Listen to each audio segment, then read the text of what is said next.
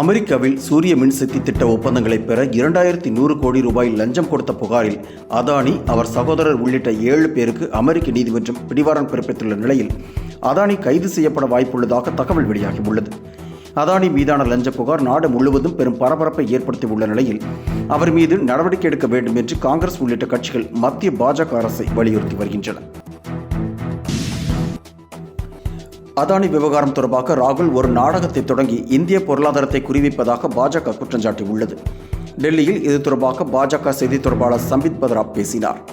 அதானி மீதான அமெரிக்க புகார் குறித்து பிரதமரை ராகுல் விமர்சனம் செய்ததற்கு அவர் கண்டனம் தெரிவித்துள்ளார். தங்கள் மீதான குற்றச்சாட்டு பற்றி அதானி குழுமம் விளக்கம் அளித்துள்ளதை சுட்டிக்காட்டியுள்ள அவர், 2022ஆம் ஆண்டிலிருந்து பிரதமர் நரேந்திர மோடி மீது ராகுல் காந்தியும் சோனியா காந்தியும் குற்றச்சாட்டுகளை கூறி அவரது புகழுக்கு களங்கம் ஏற்படுத்த முயற்சி செய்வதாகவும், ஆனால் அவை வெற்றியடையவில்லை என்றும் குறிப்பிட்டுள்ளார்.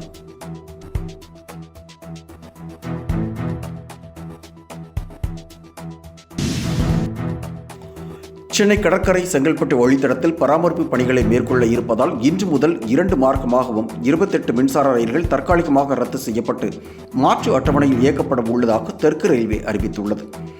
சென்னை கடற்கரை தாம்பரம் இடையே இயக்கப்படும் 14 மின்சார ரயில்களும், தாம்பரம் சென்னை கடற்கரை இடையே இயக்கப்படும் 14 ரயில்கள் என மொத்தம் 28 ரயில்கள் தற்காலிகமாக ரத்து செய்யப்படுகிறது. இந்த மார்க்கத்தில் 228 ரயில்கள் இயக்கப்பட்டு வந்த நிலையில் தற்போது 28 ரயில்கள் ரத்து செய்யப்படுவதால் 200 ரயில்கள் மட்டுமே இயக்கப்பட உள்ளதாகவும், திங்கட்கிழமையில் இருந்து சனிக்கிழமை வரை புதிய அட்டவணையில் ரயில்கள் இயக்கப்படும் என்றும் தெற்கு ரயில்வே தெரிவித்துள்ளது.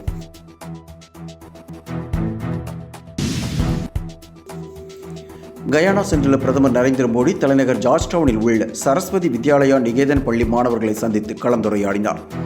அந்த பள்ளியில் உள்ள ஒரு வகுப்பறைக்கு பிரதமர் மோடி சென்றபோது அவரை இந்தியாவின் தேசிய பாடலான வந்தே மாதரம் பாடலை பாடி மாணவர்கள் வரவேற்றனர்.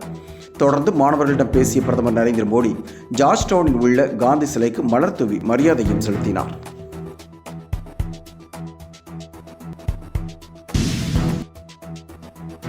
சென்னையில் நடைபெற்ற பாஜக மையக்குழு கூட்டத்தில் கூட்டணி குறித்த பேச்சு தொடர்பாக சலசலப்பு உண்டாகி நிர்வாகிகளுக்கிடையே உரசல்கள் ஏற்பட்டதாக கூறப்படுகிறது.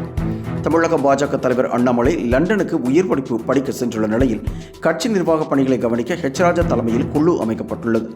அந்த குழுவின் கூட்டம் சென்னையில் நடைபெற்ற போது கூட்டணி குறித்து அரவிந்த் மேனன் பேசத் தொடங்கியதாகவும், அப்போது கோபமடைந்த கரு நாகராஜன் அண்ணாமலை வந்த பிறகு கூட்டணி குறித்து பேசிக்கொள்ளலாம் என்றும் கூறப்படுகிறது. இதனால் எரிச்சல் அடைந்த ராஜா, இப்போது யாரும் கூட்டணி குறித்து பேசவில்லை, நீங்கள் அமைதியாக இருங்கள் என்று கூறியதால் சலசலப்பு ஏற்பட்டுள்ளது. அதிமுக பாஜக இடையே மீண்டும் கூட்டணி வர வாய்ப்புள்ளதாக பரவலாக பேசப்பட்டு வரும் நிலையில் நிர்வாகிகள் யாரும் கூட்டணி குறித்து பேசக்கூடாது என்று 2 கட்சி தலைமையும் உத்தரவிட்டுள்ளது குறிப்பிடத்தக்கது.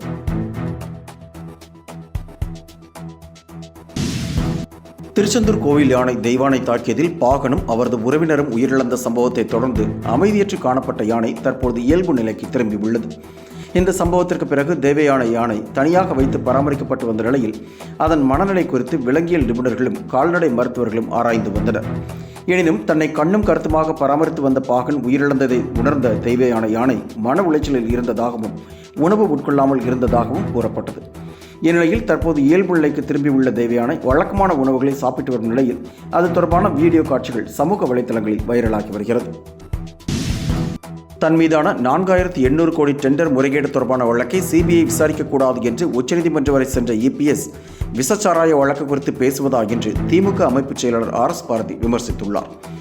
கள்ளக்குறிச்சி விஷச்சாராய சம்பவத்தை சிபிஐ விசாரிக்க வேண்டும் என்று உயர்நீதிமன்றம் பிறப்பித்த உத்தரவுக்கு எதிராக தமிழக அரசு உச்சநீதிமன்றத்திற்கு போகக்கூடாது என்று இபிஎஸ் கூறியிருப்பதை கடுமையாக விமர்சித்துள்ள RS பாரதி அதிமுக ஆட்சியில் நடைபெற்ற அசம்பாவிதங்களை பட்டியலிட்டார். மேலும் தனிப்பட்ட விரோதங்களால் நடைபெறும் சம்பவங்கள் தொடர்பாக அரசை குறை கூடி சட்டம் ஒழுங்கு கட்டுவிட்டதாக கூறுவது எந்த வகையில் நியாயம் என்றும் RS பாரதி கேள்வி எழுப்பியுள்ளார்.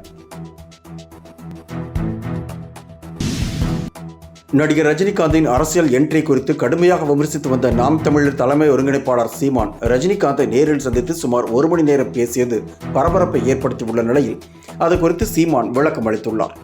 நடிகர் ரஜினிகாந்துடன் நிறைய பேசியதாகவும் அது குறித்து பகிர முடியாது என்றும் சீமான் கூறியுள்ளார். அரசியல் என்பது வாழ்வியல், அதன் மீது ரஜினிக்கு ஆர்வம் உண்டு என்று, ஆனால் ரஜினிக்கு அரசியல் சரிவராது என்று சீமான் தெரிவித்திருப்பது மீண்டும் பேசு பொருளாகியுள்ளது. மை இந்தியா 24/7 முக்கிய செய்திகளை உடனுக்குடன் தெரிந்து கொள்ள உடனே சப்ஸ்கிரைப் பண்ணுங்க, பெல் பட்டனை பிரஸ் பண்ணுங்க. என்றும் உங்களுடன் மை இந்தியா.